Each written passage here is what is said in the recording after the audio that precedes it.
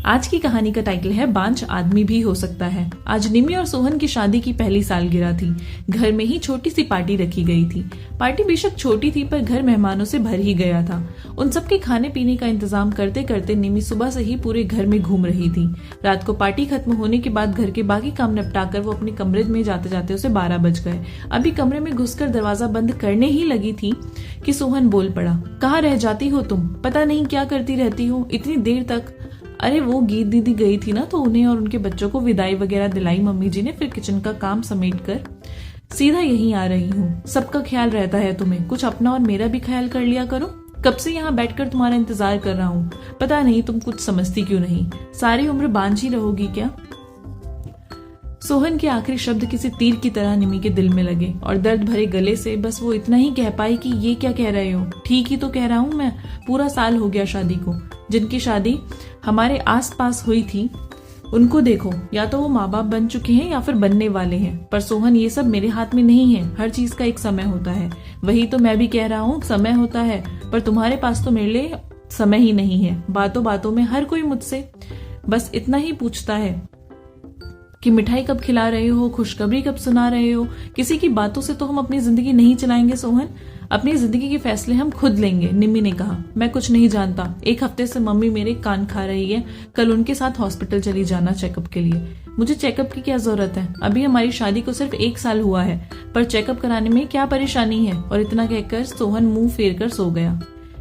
लेकिन निमी की आंखों से तो झरझर आंसू बह रहे थे। उसे शर्म आ रही थी उन लोगों की सोच पर।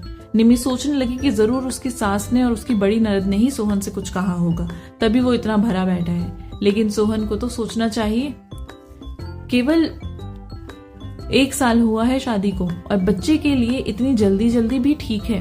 पर अभी से डॉक्टर्स के चक्कर लगाना क्या ये ठीक है? इस तरह से तो अगर मैं शारीरिक रूप से ठीक होंगी भी तो मानसिक रूप से जरूर बीमार हो जाऊंगी।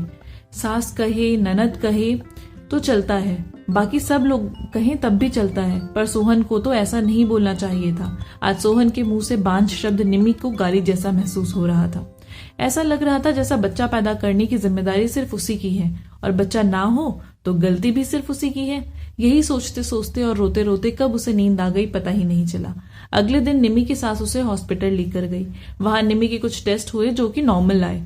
डॉक्टर भी ये जानकर हैरान थी कि शादी को सिर्फ 1 ही साल हुआ है, ऐसे में ये लोग ऐसा व्यवहार क्यों कर रहे हैं। डॉक्टर ने स्थिति को समझते हुए निमी की सास से कहा, माँ जी आपकी बहू के सभी टेस्ट नॉर्मल है।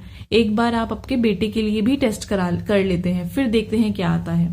बेटे के टेस्ट की क्या जरूरत है? निमी की सास ने थोड़ा सकुचाते हुए कहा, बात जरूरत की नहीं है माँ जी। जो शक आपको अपनी बहू के लिए था वही समस्या आपके बेटे को भी हो सकती है। एक बार उनका भी टेस्ट हो जाए तो पता चल जाएगा कि कहीं कोई परेशानी वाली बात तो नहीं। निमी की सास ने धीरे से सहमति में अपना सिर हिला दिया। 2-3 दिन बाद निमी और सोहन दोनों हॉस्पिटल गए। वहां सोहन के कुछ टेस्ट हुए पर अभी तक रिपोर्ट नहीं आई थी। डॉक्टर ने निमी और सोहन को अपने कैबिन में बुलाया और सोहन से कहा, देखो सोहन, मैं ये जानती हूँ कि विवाह के बाद हर पति पत्नी की ये इच्छा होती है कि उनका प्यार बांटने वाला कोई तीसरा उनके परिवार में जल्दी से आ जाए। लेकिन तुम्हें यह भी समझना होगा कि बच्चा पैदा होना या ना होना सिर्फ पति की या सिर्फ पत्नी की जिम्मेदारी नहीं होती। एक बच्चे को जन्म देना पति पत्नी दोनों पर निर्भर करता है। ऐसे में बच्चा ना होने के लिए आप केवल अपनी पत्नी को ही दोषी ठहराएंगे तो ये किसी भी दृष्टिकोण से सही नहीं है, वो भी उस परिस्थिति में जबकि आप दोनों के विवाह को केवल 1 ही वर्ष हुआ है। आप खुद ही सोचकर देखिए, इस 1 वर्ष में आपकी पत्नी ने कितना समय अपने मायके में और कितना समय ससुराल में बिताया। सोहन ने डॉक्टर की बातों पर गौर किया तो उसे महसूस हुआ कि इस 1 वर्ष में सारिका लगभग हर त्योहार पर अपने मायके ही रही, क्योंकि शादी के बाद के पहले त्योहार जो थे उन दोनों को साथ वक्त बिताने के लिए समय ही कहाँ मिला। अब सोहन को अपने किए व्यवहार के लिए भी शर्मिंदगी महसूस हो रही थी। वो केवल गर्दन नीचे झुकाए डॉक्टर की बातें सुनता रहा। आप दोनों के विवाह को ज्यादा समय नहीं हुआ है।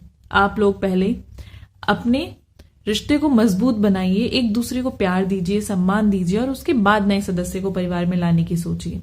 डॉक्टर के संक्षेप में कही गई बातें सोहन को अच्छी तरह से समझ आ गई थी।